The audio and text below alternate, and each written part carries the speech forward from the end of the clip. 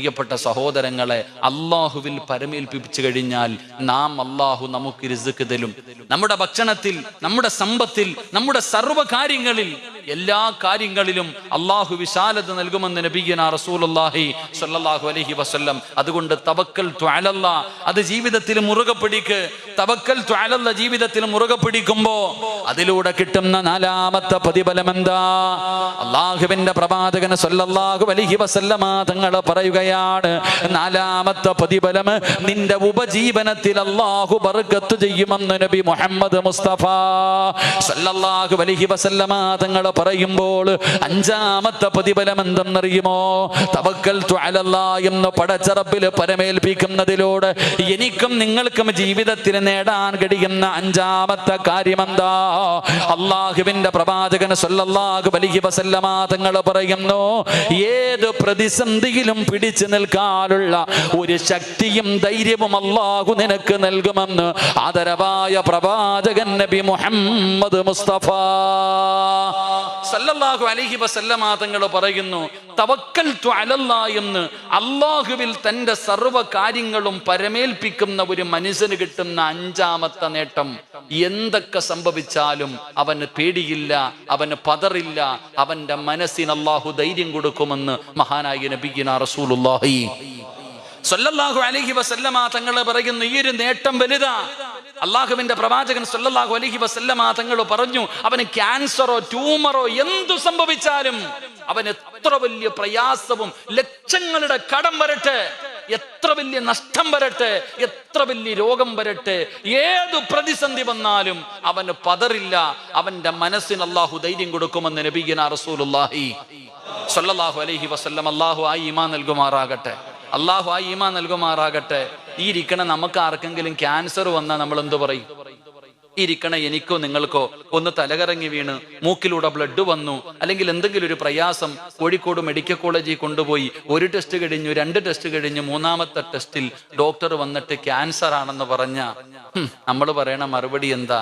തഹജ്ജുദ് നിസ്കരിക്കും ഞാൻ, നോമ്പ് പിടിക്കും ഞാൻ, പള്ളിക്കും മദ്രസയ്ക്കും കൊടുക്കും ഞാൻ, എന്നിട്ടും എനിക്കിത് വന്നല്ലോ, അല്ലാഹു കാക്കുമാറാകട്ടെ. നമുക്ക് അറിയുന്നത്, നമുക്കിത് വന്നല്ലോ, നമ്മളിതാ പറയുക. എന്റെ പ്രിയപ്പെട്ട സഹോദരങ്ങളെ, ഏത് പ്രതിസന്ധി വന്നാലും ഒരിക്കലും തകരാത്ത ഒരു ഈമാൻ, ഒരു ധൈര്യം.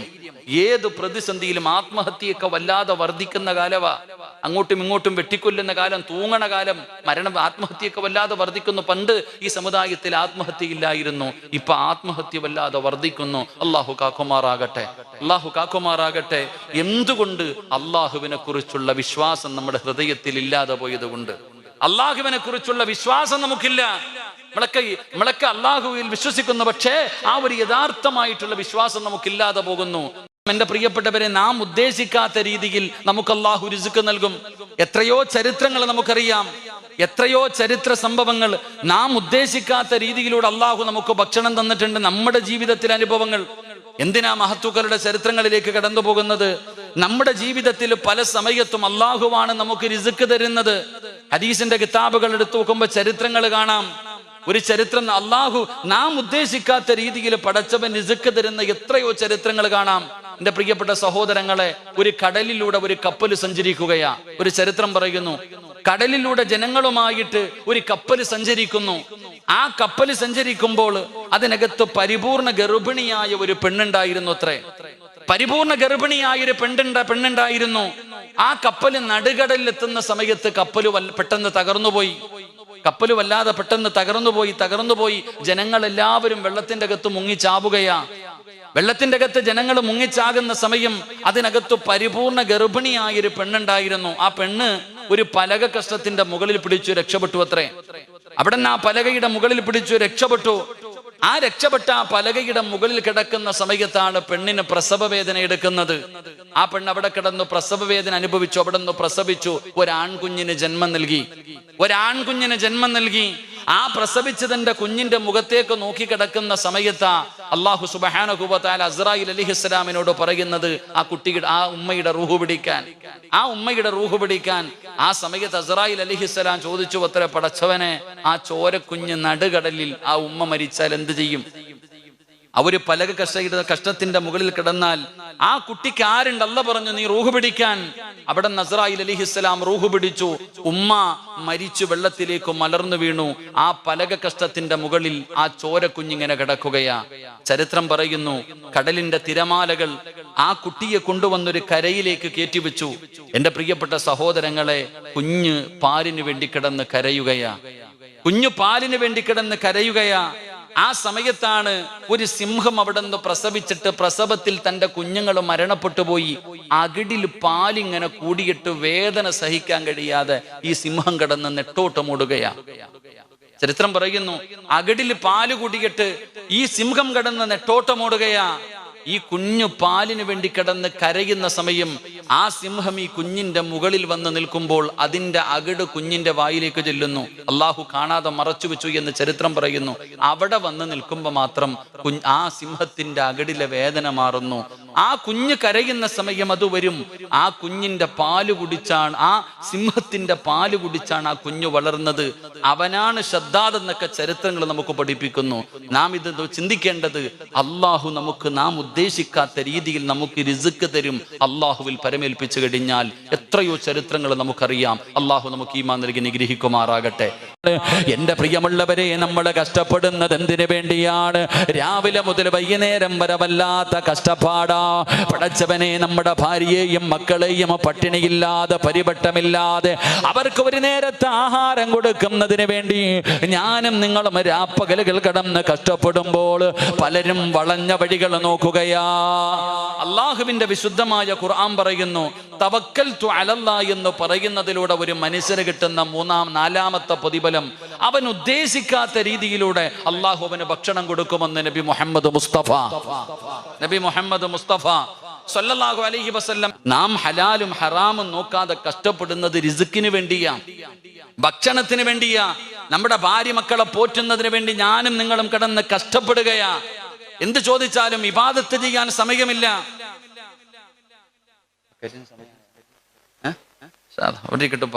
അള്ളാഹു നമ്മുടെ റിസ്കിൽ വിശാല നൽകുമാറാകട്ടെ.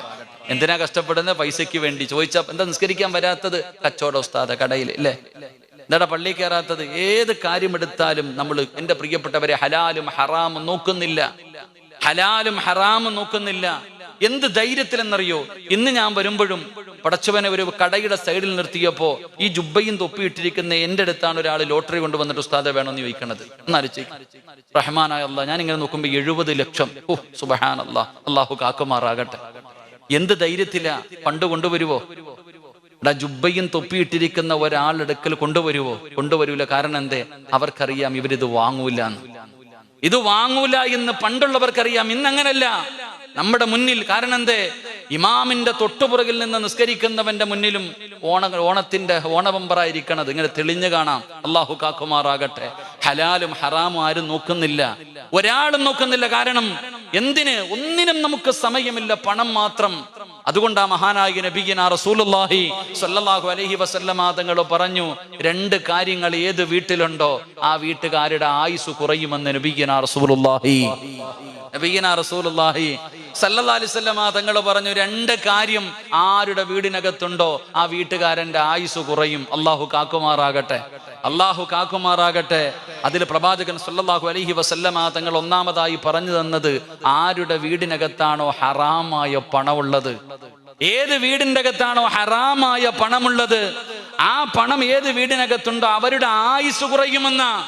അവനത് തിന്നാനുള്ള യോഗമുണ്ടാകില്ല.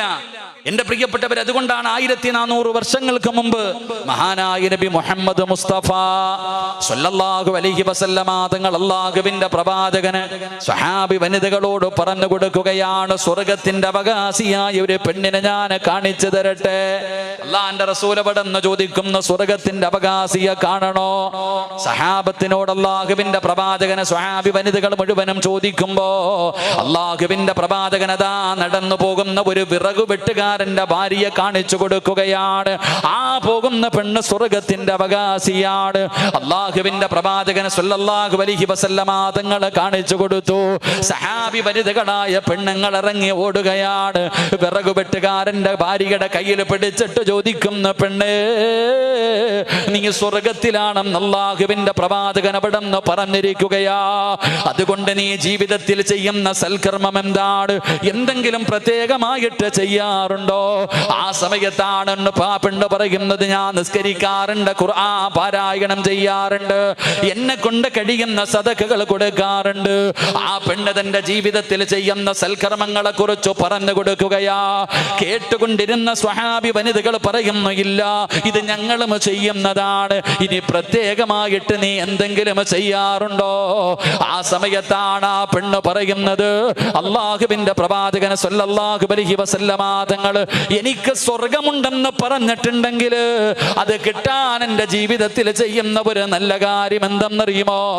എൻ്റെ പ്രിയപ്പെട്ട ഭർത്താവ് രാവിലെ വിറക് വെട്ടുന്നതിന് വേണ്ടി, പണിക്ക് പോകുന്നതിന് വേണ്ടി, ജോലിക്ക് പോകുന്നതിന് വേണ്ടി അതാ പടച്ചവനെ ഒരുങ്ങി വീടിന്റെ വെളിയിലേക്ക് ഇറങ്ങുമ്പോ ആ പെണ്ണ് തന്റെ പ്രിയപ്പെട്ട ഭർത്താവിനെ എവിടെ നിന്ന് വിളിക്കുകയാണ്. വീട്ടിൽ നിന്നിറങ്ങി പോകുന്ന പ്രിയപ്പെട്ട ഭർത്താവിന്റെ അടുക്കലേക്ക് കടന്നു ചെന്നിട്ട് കയ്യിൽ പിടിച്ചിട്ട് പറയുകയാ, ഈ വീട്ടിലേക്ക് തിരിച്ചു വരുമ്പോ ഹറാമായ പണം കൊണ്ടുവരല്ലേ, ഹറാമായ ഭക്ഷണം ഞങ്ങളെ കൊണ്ട് തിന്നിപ്പിക്കരുത്. തന്റെ പ്രിയപ്പെട്ട ഭർത്താവ് ജോലിക്ക് പോകുന്ന സമയം ഭാര്യ കയ്യിൽ പിടിച്ചിട്ട് പറയും, ഹറാമായ പൈസയോ ഭക്ഷണമോ ഈ വീട്ടിലേക്ക് കൊണ്ടുവരരുത്, പട്ടിണി കിടക്കാൻ ഞങ്ങൾ തയ്യാറാ. ഇങ്ങനെ പറയുന്ന പെണ്ണ്, ആ പെണ്ണായിരുന്നു സ്വർഗത്തിന്റെ അവകാശി എന്ന് ചരിത്രം പഠിപ്പിക്കുന്നു. അള്ളാഹു നമുക്ക് ഈമാൻ നൽകുമാറാകട്ടെ. നമ്മുടെ ഭാര്യ പറയും, എവനെയും കൊന്നിട്ടാണെങ്കിലും കുഴപ്പമില്ല, പൈസ ആയിട്ട് വന്നാൽ മതി. അള്ളാഹു കാക്കുമാറാകട്ടെ. അതാ പണ്ടത്തെ പെണ്ണുങ്ങളും ഇപ്പോഴത്തെ പെണ്ണുങ്ങളും തമ്മിലുള്ള വ്യത്യാസം. ഞാൻ പറഞ്ഞു വന്നത്, എൻ്റെ പ്രിയപ്പെട്ടവരെ, ഹലാലും ഹറാമും നോക്കാറില്ല. നിസ്കരിക്കാൻ സമയമുണ്ടോ? അള്ളാഹുവെ, നല്ല രീതിയിൽ പള്ളിയിൽ കയറി നിസ്കരിച്ചുകൊണ്ടിരുന്നതാ, അപ്പോഴാ കൊറോണ വന്നത്. ഇപ്പൊ വെള്ളിയാഴ്ച പോലും നിങ്ങൾ ആലേക്ക്, ആദ്യമൊക്കെ പടച്ചവനെ ജുമായ്ക്ക് പോകണ്ട എന്ന് ഗവൺമെന്റ് പറഞ്ഞപ്പോ കരച്ചിലായിരുന്നു. വെള്ളിയാഴ്ച മൈക്കിലൂടെ കരയുന്നു, മൈക്കിലൂടെ ബാങ്ക് വിളിക്കുന്ന വീട്ടിൽ നിസ്കരിച്ചാൽ മതി എന്ന് പറഞ്ഞപ്പോ പോലും കരച്ചിലായിരുന്നു, സങ്കടം.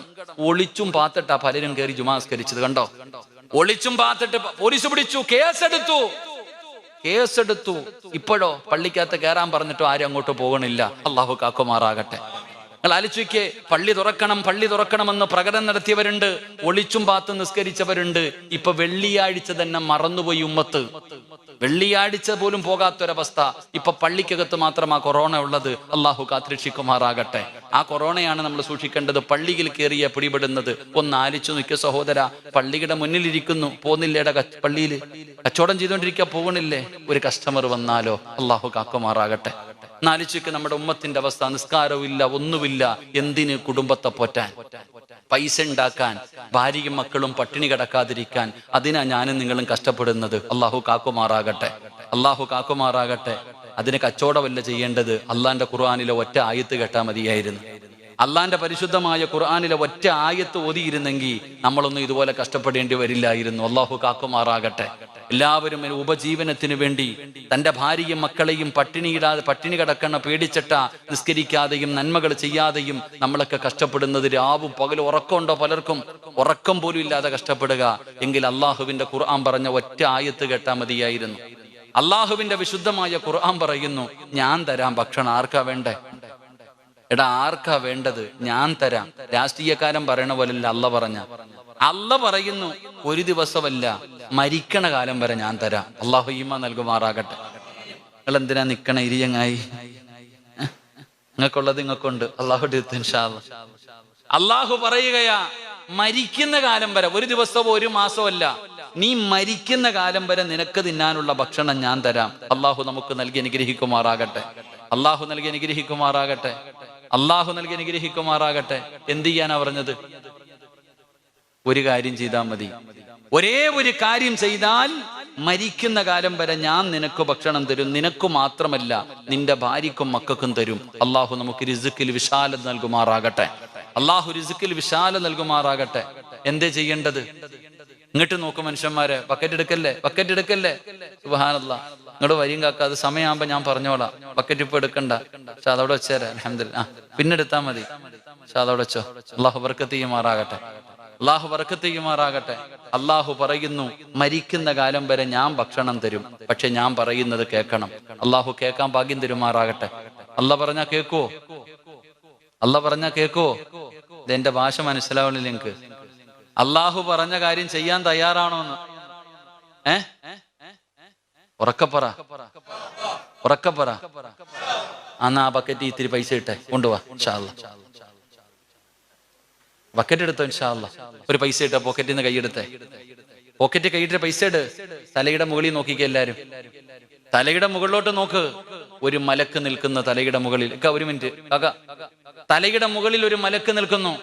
അദ്ദേഹം ബക്കറ്റുമായിട്ട് നിങ്ങളുടെ മുന്നിൽ വരുമ്പോ നിങ്ങൾ ആരെങ്കിലും ഒരു സദക്കയെടുത്ത് അതിനകത്തിട്ട ആ മലക്ക് ദുആ ചെയ്യും, അല്ലാഹ് ഉള്ളതിൽ പങ്കിവൻ കൊടുത്തു പടച്ചവനെ നീ ഇവന് ബറക്കത്ത് ചെയ്യണേ എന്ന് ദുആ ചെയ്യുമെന്ന് നബി മുഹമ്മദ് മുസ്തഫ.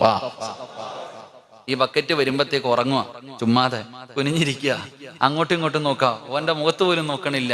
അപ്പൊ മലക്ക് ദുആ ചെയ്യും, പടച്ചവനെ പോക്കറ്റിലുണ്ട് റഹ്മാനെ, നീ കൊടുത്തിട്ട് ഇവൻ കൊടുക്കണില്ല അല്ലാഹ്, ഇവൻ കയ്യിലുണ്ടായിട്ടും കൊടുക്കണില്ലല്ല, ഇവൻ പിടിച്ചു വെച്ചതുപോലെ നീയും പിടിച്ചു വെക്കണേ. ആരാ ദുആ ചെയ്യണേ? ആഫിദോ ആലിമോ തങ്ങളൊന്നുമല്ല, അള്ളാന്റെ മലക്ക. ജനിച്ച കാലം മുതൽ മരിക്കണ കാലം വരത്തെ നന്മയല്ലാതൊന്നും പറയാത്ത മലക്കിന്റെ ദുആ. അള്ളാഹു കാക്കുമാറാകട്ടെ. ഇനി നിങ്ങൾ തീരുമാനിക്ക് ഏത് ദുആ വേണം, ഏത് ദുആ വേണം? അനുകൂലമാക്കണോ എതിരാക്കണോ? ഒരാൾ 1 രൂപ സദക്ക കൊടുക്കണമെങ്കിൽ 70 ശൈത്താൻ കയ്യെ പിടിച്ചിട്ട് പറയും കൊടുക്കല്ലേ എന്ന്. 70 എണ്ണത്തിന് തട്ടിയിട്ടാലേ 1 രൂപ ഇടാൻ പറ്റൂ. അപ്പൊ ഒരു യുദ്ധം തുടങ്ങാൻ പോകാം. ആദ്യം ഈ യുദ്ധത്തിൽ ജയിക്ക്, എങ്കിൽ നമ്മൾ രക്ഷപ്പെടും. അള്ളാഹു രക്ഷപ്പെടുത്തുമാറാകട്ടെ, അള്ളാഹു രക്ഷപ്പെടുത്തുമാറാകട്ടെ. ഒരു കാര്യം ഞാൻ പറയാം, പോക്കറ്റിൽ കൈയിട്ട് എടുക്കുമ്പോ എടുക്കുന്നത് എത്രയാണെന്ന് നോക്കണ്ട, എടുക്കുന്നത് എത്രയാണെന്ന് നോക്കണ്ട. 2000, 500, 200, 100, 50, 20, 10 എടുക്കും. അതുകൊണ്ട് നോക്കണ്ട. പോക്കറ്റ് കൈയിട്ട് എടുക്കുമ്പോ എത്രയാണെന്ന് നോക്കണ്ട. അതുപോലെ തന്നെ 2 ബക്കറ്റിനകത്ത് ദയവ് ചെയ്ത് ആരും കൈയിടരുത്. 100 രൂപ ബക്കറ്റ് ഇടും, 90 നിനക്ക്, 10 അല്ലാഹിക്ക്. അള്ളാഹു കാക്കമാറാകട്ടെ. അപ്പൊ അത് വേണ്ട. കൊടുത്ത നല്ലതുപോലെ കൊടുക്ക്, മനസ്സറിഞ്ഞുകൊണ്ട് കൊടുക്ക്. അള്ളാഹുവെ, മരിക്കുന്ന കാലം വരെ ഒരാളുടെ മുന്നിലും ഇങ്ങനെ പിരിവെടുക്കേണ്ട അവസ്ഥ വരരുത്. എനിക്കോ എന്റെ ഭാര്യ മക്കൾക്കോ മരിക്കുന്ന കാലം വരെ ഒരാളുടെ മുന്നിലും കൈനീട്ടി യാചിക്കേണ്ട ഒരു ഗതികേട് വരരുത് എന്ന ഒരു നല്ല നീയത്തോടെ 100-300 മക്കൾ പഠിക്കുന്ന ഒരു സ്ഥാപനമാ. അൽഹംദുലില്ലാ, അള്ളാഹുവിന്റെ ഇൽമ പഠിക്കുന്ന മക്കൾക്ക് വേണ്ടിയാ. ലാഭമല്ലാതെ നഷ്ടമൊന്നുമില്ല. മനസ്സറിഞ്ഞിട്ട് കൊടുക്ക്, അള്ളാഹു സ്വീകരിക്കുമാറാകട്ടെ. അള്ളാഹുവെ, ആരെല്ലാം മനസ്സറിഞ്ഞുകൊണ്ട് സദഖ കൊടുക്കുന്നു അവരുടെ ദുനിയാവോ ആഖിറവോ നീ രക്ഷപ്പെടുത്തണേ പടച്ചവനെ. മരിക്കുന്ന കാലം വരെ നീ ദാരിദ്ര്യം കൊടുക്കല്ലേ അല്ലാ. പടച്ചവനെ, മരിക്കുന്ന കാലം വരെ ഒരു മനുഷ്യന്റെ മുന്നിലും കൈനീട്ടി യാചിക്കേണ്ട അവസ്ഥ കൊടുക്കല്ലേ തമ്പുരാനെ. ഇൻഷാ അല്ലാഹ് ഇനി പൊക്കോ, അള്ളാഹു ബറക്കത്ത് ചെയ്യുമാറാകട്ടെ. ഇനി അൽഹംദുലില്ലാ എല്ലാവരും അവരവരെ കൊണ്ട് കഴിയുന്നത്. എന്റെ പ്രിയപ്പെട്ട സഹോദരങ്ങൾ, അള്ളാഹുവിന്റെ പരിശുദ്ധമായ ഖുർആൻ, അള്ളാഹുവിന്റെ വിശുദ്ധമായ ഖുർആൻ അവിടെന്ന് പറയുകയാണ്, എല്ലാ കാര്യങ്ങളും മറന്നുകൊണ്ട് തന്റെ ഭാര്യയെയും മക്കളെയും പട്ടിണിയില്ലാതെ അവർക്ക് സുഭിക്ഷമായ ഭക്ഷണം കൊടുക്കാൻ വേണ്ടി രാപ്പകലുകൾ കിടന്ന് കഷ്ടപ്പെടുന്നവരോട് അള്ളാഹുവിന്റെ വിശുദ്ധമായ ഖുർആൻ അവിടെന്ന് പറയുന്നു, ഞാൻ പറയുന്ന ഒരേ ഒരു കാര്യം ചെയ്താൽ, ഞാൻ പറയുന്ന ഒരേ ഒരു കാര്യം നിങ്ങൾ ചെയ്താൽ എന്റെ പ്രിയപ്പെട്ടവരെ അള്ളാഹു തരാമെന്ന് പറഞ്ഞ പ്രതിഫലം എന്തെന്നറിയുമോ? അള്ളാഹുവിന്റെ വിശുദ്ധമായ ഖുർആൻ പറയുന്നു, വഅമുർ അഹ്ലക ബിസ്സലാത്തി വസ്തബിർ അലൈഹാ ലാ നസ്അലുക റിസ്ഖാ നഹ്നു നർസുകുക വൽ ആഖിബതു ലിത്തഖ്വാ. എന്റെ പ്രിയപ്പെട്ടവർ, അള്ളാഹുവിന്റെ പരിശുദ്ധമായ ഖുർആൻ ഈ ആയത്തിന്റെ അർത്ഥം അറിഞ്ഞിരുന്നെങ്കിൽ, ഈ ആയത്തിന്റെ അർത്ഥം എന്താണെന്ന് ഏതെങ്കിലും ഒരു മനുഷ്യൻ അറിഞ്ഞിരുന്നെങ്കിൽ, അള്ളാഹുവിന്റെ പള്ളിയുടെ മിനാരത്തിൽ നിന്ന് ഹയ്യ അലൽ സ്വലാ ഹയ്യ അലൽ ഫലാ, ഈ ബാങ്ക് കേട്ട് കഴിഞ്ഞാൽ പിന്നെ അവനവന്റെ വീടിനകത്തിരിക്കാൻ കഴിയില്ല. എത്ര വലിയ കച്ചവടമുള്ള കടയാണെങ്കിലും അവന്റെ കടയ്ക്കകത്തിരിക്കാൻ അവന് കഴിയില്ല. എന്റെ പ്രിയപ്പെട്ടവരെ, അള്ളാഹുവിന്റെ ഖുർആൻ പറയുകയാ, ഈ സദസ്സിലിരിക്കുന്ന എന്റെ പ്രിയപ്പെട്ട സഹോദരങ്ങളോട് സഹോദരിമാരോട്, ഉപ്പാ നീ എന്തിനാ കഷ്ടപ്പെടുന്നത്? 2 കാര്യങ്ങളല്ലേ നിനക്ക് വേണ്ടത്. ഒന്ന്, പടച്ചവനെ, മരിക്കുന്ന കാലം വരെ ഒരു മനുഷ്യന്റെ മുന്നിലും കൈനീട്ടേണ്ട ഗതികേട് വരരുത്. പടച്ചവനെ ഇസ്സത്തോടു കൂടി ജീവിക്കണം, തന്റെ ഭാര്യ മക്കൾക്ക് ഭക്ഷണം കൊടുക്കണം, ഇസ്സത്തോട് അഭിമാനത്തോടു കൂടി ജീവിക്കണം. രണ്ടാമത്തെ നിന്റെ ആഗ്രഹം എന്താ? ഈ ലോകത്ത് നിന്ന് യാത്ര പറയുമ്പോ ഈമാനോടുകൂടിയുള്ള ഒരു മരണം. ഇതല്ലേ നമുക്ക് വേണ്ടത്? അതിനല്ലേ കഷ്ടപ്പെടുന്നത്? അതിനു വേണ്ടിയല്ലേ ഇതൊക്കെ ചെയ്യുന്നത്? എങ്കിൽ അല്ലാഹുവിന്റെ ഖുർആൻ പറയുകയാ, ഞാൻ പറയുന്ന ഒരു കാര്യം നീ ചെയ്താൽ നിനക്കിത് രണ്ടും ഞാൻ തരാമെന്ന് അല്ലാഹുവിന്റെ വിശുദ്ധ ഖുർആൻ. അല്ലാഹു നമുക്ക് ഈമാൻ നൽകി അനുഗ്രഹിക്കുമാറാകട്ടെ. ഉറക്കപ്പുറം അല്ലാഹു ഈമാൻ നൽകുമാറാകട്ടെ. അല്ല പറയുകയാ, അല്ലാഹുവിൽ വിശ്വാസമുണ്ടെങ്കിൽ, പരിശുദ്ധ ഖുർആനിൽ വിശ്വാസമുണ്ടെങ്കിൽ സൂറത്തു ത്വാഹ നിങ്ങൾ എടുത്തു നോക്ക്. വഅ്മുറു അഹ്ലക ബിസ്സലാത്തി വസ്തബിർ അലൈഹാ ലാ നസ്അലുക റിസ്ഖ നഹ്നു നർസുഖുക. അല്ല പറഞ്ഞതാ. അല്ല പറയുന്നു, 5 നേരം നീയും നിന്റെ കുടുംബവും നിസ്കരിച്ച ഞാൻ തരാൻ മരിക്കുന്ന കാലം വരെ ഭക്ഷണം. അല്ലാഹു ഭാഗ്യം തരുമാറാകട്ടെ. അല്ലാഹു ഭാഗ്യം തരുമാറാകട്ടെ. എന്ത് ചെയ്താ മതി? എന്ത് ചെയ്താ മതി? റേഡിയോ പോലെ ആകാതെ മനുഷ്യന്മാരെ എന്ത് ചെയ്താ മതി? എന്ത് ചെയ്യണം? ഉറക്കെ പറഞ്ഞ് എന്ത് ചെയ്യണം? നിസ്കരിക്കണം. നിസ്കരിച്ച അല്ല തരും ഭക്ഷണം. അതുകൊണ്ടാണ് ഈ ഉസ്താദന്മാര് പട്ടിണിയില്ലാതെ ജീവിക്കുന്നത്. അല്ലാഹു ഈമാൻ നൽകുമാറാകട്ടെ. കൊറോണ വന്നിട്ട് ഉസ്താദന്മാര് പട്ടിണി കിടന്നോ? ഉസ്താദന്മാര് പട്ടിണി കിടന്നോ? ഗൾഫ് നാട് നിന്നിട്ടും ഉസ്താദന്മാരുടെ ശമ്പളം എത്ര അറിയോ? പള്ളിയിലെ ഖത്തീബിന്റെ ശമ്പളം എത്രയെന്നറിയോ? ചെറിയ ശമ്പളം. എന്നിട്ടും ആരുടെ മുന്നിലും കൈനീട്ടാതെ ഇസ്സത്തോടെ ജീവിക്കുന്ന എന്തുകൊണ്ടെന്നറിയോ? 5 നേരം അള്ളാഹുവിന്റെ പള്ളിയുടെ മിഹ്റാബിൽ ആദ്യം നിൽക്കുന്നത് ഇമാമ. അള്ളാഹു ഈമാൻ നൽകുമാറാകട്ടെ. ആരൊക്കെ ഇല്ലെങ്കിലും പോലീസുകാരൻ വരെ പറഞ്ഞു, കേരള ഗവൺമെന്റ് തന്നെ പറഞ്ഞു, പള്ളിയിൽ ഇബാദത്ത് ആള് കൂടണ്ട, പള്ളിയിൽ ഉസ്താദന്മാര് നിസ്കരിച്ചോട്ടെ. മനസ്സിലാക്ക്. ചെറിയ ശമ്പളമാണെങ്കിലും പട്ടിണിയില്ലാതെ കഴിയുന്ന എന്തുകൊണ്ടാ? മരിക്കുന്ന കാലം വരെ അള്ളാഹു ഭക്ഷണം തരും. അള്ളാഹു ഈമാൻ നൽകുമാറാകട്ടെ. 2, നല്ല മരണം. നീ തലകുത്തിയൊന്നും അറിയണ്ട, നീ രാവും പകലും കിടന്ന് കഷ്ടപ്പെടുമൊന്നും വേണ്ട. അള്ളാഹു പറയുന്നു, നിസ്കരിച്ചാൽ വല്ല ആഖിബത്തു ലിത്തഖ്വ, നല്ല മരണം അള്ളാഹു നമുക്ക് നൽകും. അള്ളാഹു നൽകി അനുഗ്രഹിക്കുമാറാകട്ടെ. അള്ളാഹു നൽകി അനുഗ്രഹിക്കുമാറാകട്ടെ. അപ്പൊ നിസ്കരിച്ച കിട്ടുന്ന കാര്യങ്ങളാ ഞാൻ പറഞ്ഞു വന്നത്. എൻ്റെ പ്രിയപ്പെട്ട സഹോദരങ്ങളെ, അള്ളാഹുവിൽ പരമേൽപ്പിച്ചു കഴിഞ്ഞാൽ നാം അള്ളാഹു നമുക്ക് റിസ്ക് തരും. നമ്മുടെ ഭക്ഷണത്തിൽ, നമ്മുടെ സമ്പത്തിൽ, നമ്മുടെ സർവ്വ കാര്യങ്ങളിൽ, എല്ലാ കാര്യങ്ങളിലും അള്ളാഹു വിശാലത നൽകുമെന്ന് നബിയനാ റസൂലുള്ളാഹി സ്വല്ലല്ലാഹു അലൈഹി വസല്ലം. അതുകൊണ്ട് തവക്കൽതു അലല്ലാഹ്, അത് ജീവിതത്തിൽ മുറുകെ പിടിക്ക്. തവക്കൽതു അലല്ലാഹ് ജീവിതത്തിൽ മുറുകെ പിടിക്കുമ്പോ അതിലൂടെ കിട്ടുന്ന 4ാമത്തെ പ്രതിഫലം എന്താ? അള്ളാഹുവിന്റെ പ്രവാചകൻ സ്വല്ലല്ലാഹു അലൈഹി വസല്ലമ തങ്ങൾ പറയുകയാണ്, 4ാമത്തെ പ്രതിഫലം നിന്റെ ഉപജീവനത്തിൽ അള്ളാഹു ബർക്കത്ത് ചെയ്യുമെന്ന് നബി മുഹമ്മദ് മുസ്തഫ സ്വല്ലല്ലാഹു അലൈഹി വസല്ലമ തങ്ങൾ പറയുമ്പോൾ 5ാമത്തെ പ്രതിഫലം എന്തെന്നറിയുമോ?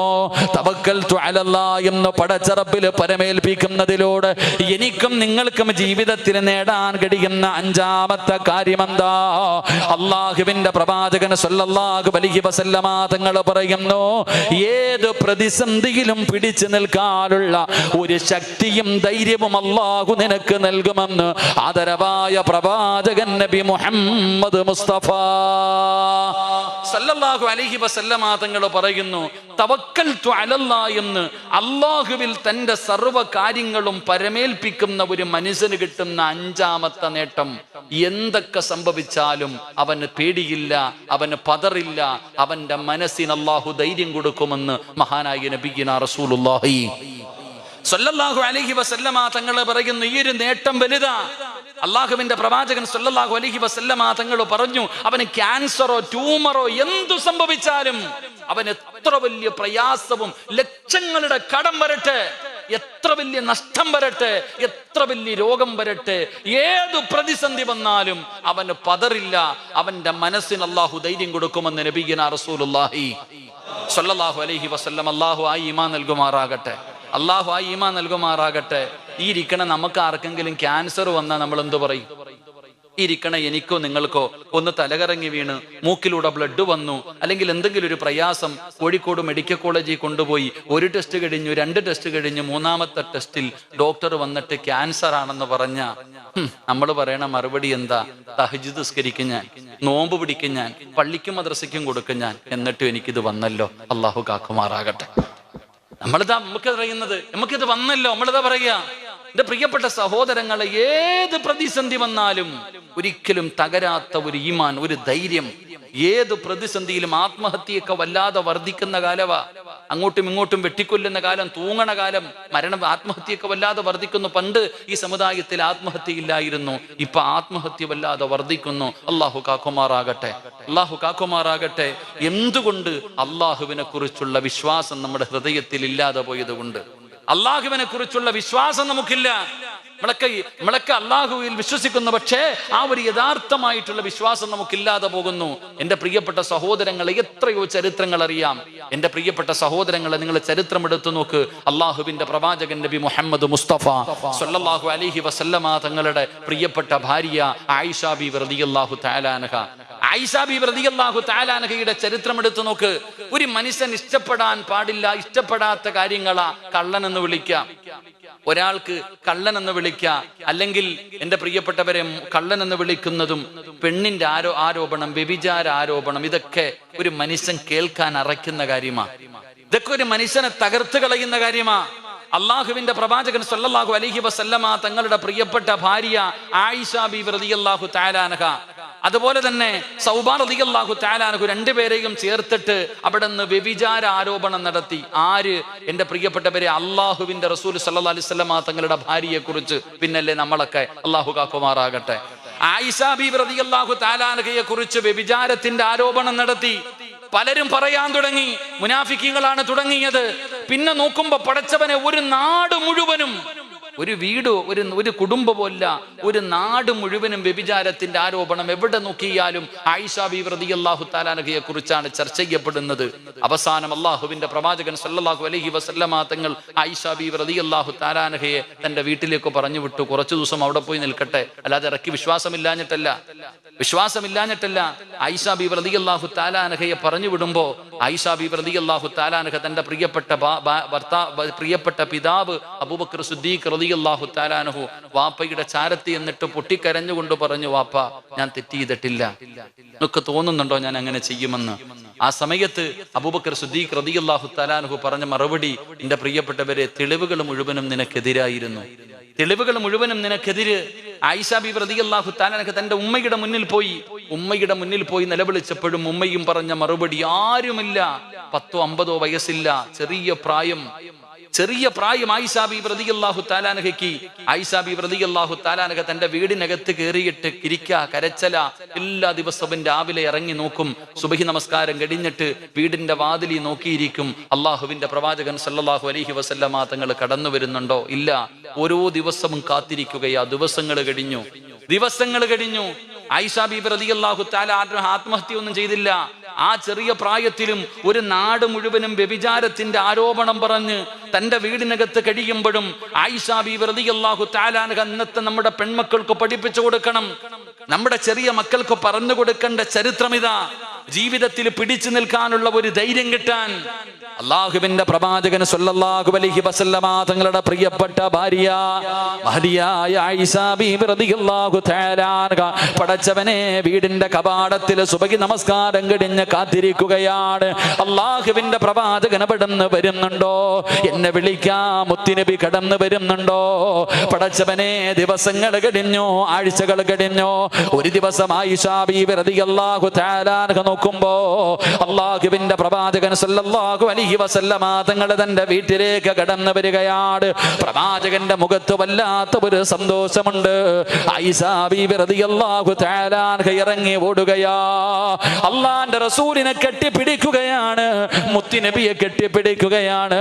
ആയിഷ ബീബി റളിയല്ലാഹു തആല അൻഹ ചോദിക്കുന്നു, നബിയേ, യാ റസൂലല്ലാഹ്, അള്ളാഹുവിന്റെ പ്രവാചകരെ, ഞാൻ തെറ്റുകാരിയല്ലെന്ന് അള്ളാഹു പറഞ്ഞോ നബിയേ? ആയിഷ ബീബി റളിയല്ലാഹു തആല അൻഹ ചോദിച്ച ചോദ്യമാണ്, ഞാൻ നിരപരാധിയാണെന്ന് അള്ളാഹു പറഞ്ഞോ? ജിബ്രീൽ വന്നോ നബിയേ? ഖുർആനിൽ ആയത്ത് ഇറങ്ങിയോ നബിയേ? അള്ളാഹുവിന്റെ റസൂൽ പറഞ്ഞു, ആയിഷ, ഇന്നലെ രാത്രി ജിബ്രീൽ വന്നു, ഖുർആനിന്റെ ആയത്ത് ഇറങ്ങി, നീ നിരപരാധിയാണെന്ന് അള്ളാഹു പറഞ്ഞിരിക്കുകയാണ്. ആയിഷ ബീവിക്ക് വല്ലാത്ത സന്തോഷമാ. സന്തോഷമാണ്. ആയിഷ ബീവിക്ക് വല്ലാത്ത സന്തോഷമാണ്. അല്ലാഹുവിന്റെ റസൂൽ സല്ലല്ലാഹു അലൈഹി വസല്ലമ തങ്ങൾ ആ സന്തോഷം കണ്ടിട്ട് ചോദിക്കുന്നു, ആയിഷ നിനക്കെത്ര സന്തോഷമെന്ത്? യാ റസൂലല്ലാഹ്, അല്ലാഹുവിന്റെ നബിയേ, എനിക്കുറപ്പായിരുന്നു നബിയേ, എനിക്കുറപ്പായിരുന്നു നബിയേ, ജിബ്രീൽ വരുമെന്ന്. ഖുർആനിന്റെ ആയത്തുമായി ഏഴാകാശം കടന്ന് ജിബ്രീൽ വരുമെന്ന് എനിക്കുറപ്പായിരുന്നു നബിയേ. അല്ലാഹുവിന്റെ റസൂൽ ചോദിക്കുന്നു, നിനക്കെന്തുറപ്പായിഷ? എനിക്കുറപ്പായിരുന്നു നബിയേ. അല്ലാഹുവിന്റെ പ്രവാചകം ചോദിക്കുന്നു, നീ എങ്ങനെയാ ഇത്ര ദിവസം കടിച്ചു കൂട്ടിയത്? എങ്ങനെയാണ് ഈ നാട് മുഴുവനും നിന്നെ ഒറ്റപ്പെടുത്തിയപ്പോ നീ എങ്ങനെയാണ് കടിച്ചു കൂട്ടിയത്? ആയിഷ ബീവി റളിയല്ലാഹു തആല അൻഹ അവിടെന്ന് പറയുന്നു, യാ റസൂലല്ലാഹ്, അല്ലാഹുവിന്റെ നബിയേ, ഇത്രയും ദിവസം ഞാൻ വീടിനകത്ത് കഴിഞ്ഞിരുന്നപ്പോ ഞാൻ പറഞ്ഞത് ഒരേ ഒരു ദിക്റായിരുന്നു. ഞാൻ പറഞ്ഞത് ഒരേ ഒരു ദിക്റായിരുന്നു. ഏത് ദിക്റെന്നറിയുമോ?